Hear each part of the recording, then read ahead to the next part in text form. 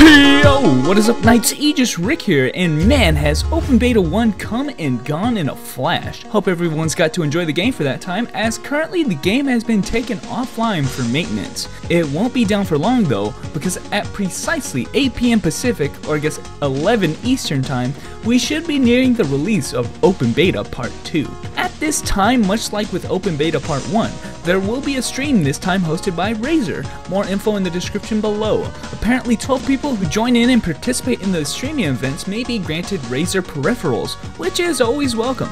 As a side note, I think it's pretty sick that DFO and Neopol in particular are seeking out third-party support so quickly. It again shows good signs for their commitment and seriousness in branching the game out. And I suppose shout out to Razer for sponsoring them. Death Adder for the win.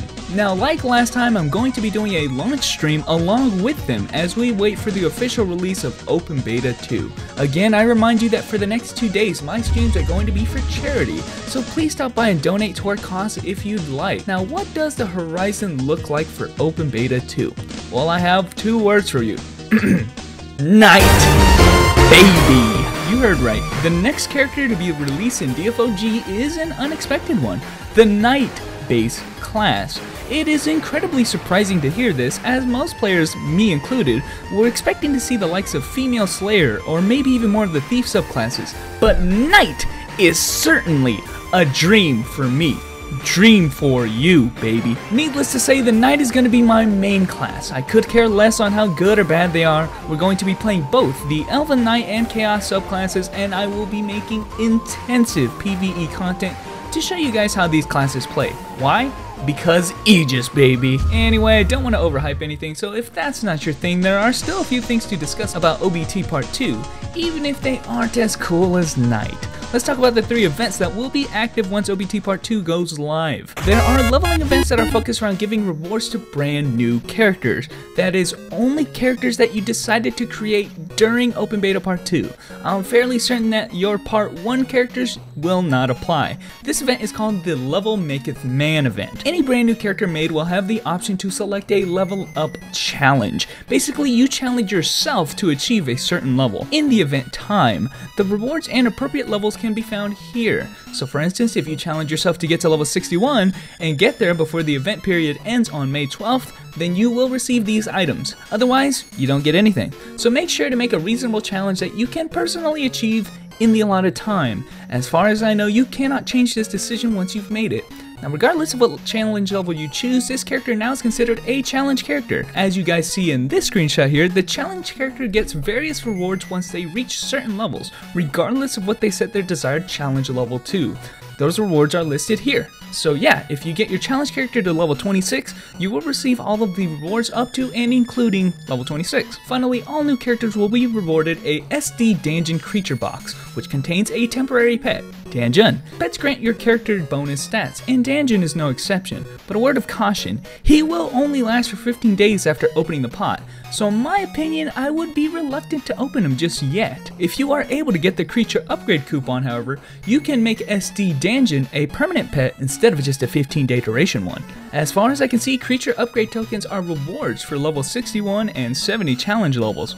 I personally am going to challenge myself to get at least to level 61, merely so I can try to get Danjin as a permanent pet. It's a shame that new characters get all these nice things and the old ones kind of miss out, but meh. Maybe if there's a character you've been on the fence about making, or Knight, yo, the items are nothing to complain about. Now, there is an event that will incorporate any character you want to make, and that is going to be the Dragon Weapon event.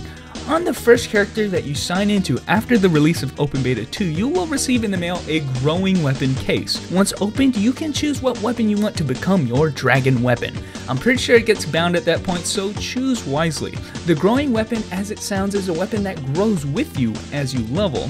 It is of unique grade and quite powerful. In fact, I've heard that if used on a low-level character, you'll probably never have to worry about purchasing a new weapon ever again. So I highly suggest putting this on an already low-level character to assist in leveling. Now, this weapon is only temporary, but if you collect dragon teardrops in dungeons, you will be able to keep your dragon weapon permanently. Again, you need 100 of these. I just hope the drop rate isn't too severe. The last event is less an event and more of a PSA about the towers in DFO, which will all be released after we go into Open Beta Part 2. In addition to the towers we already have, Tower of Illusion and Tower of Death, we will also be getting the Altar of Infinity, Altar of Ascension, and the Tower of Despair. I guess there is tons of information about that, so I'll just lead you on your way to read that, but there's a reduced requirement to enter, which is kind of great. For instance, Tower of Despair, usually a minimum entry level of 70, now lets you go in at level 60, which is not bad at all.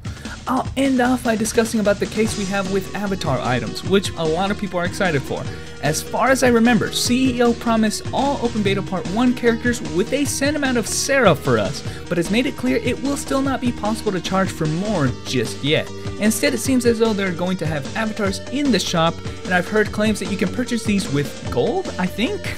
Interesting indeed if that's the case. I have no idea, so I won't comment on that, we'll just have to see. But as far as it looks, getting avatars is a huge part of DFO for diversifying how your characters look in the world of AR-AD. And I personally am kind of excited as well. Well, that's all I got for today, guys. There's probably more, but we'll talk about that once it actually gets released. But anyway, guys, thanks for watching, and I will catch you knights later.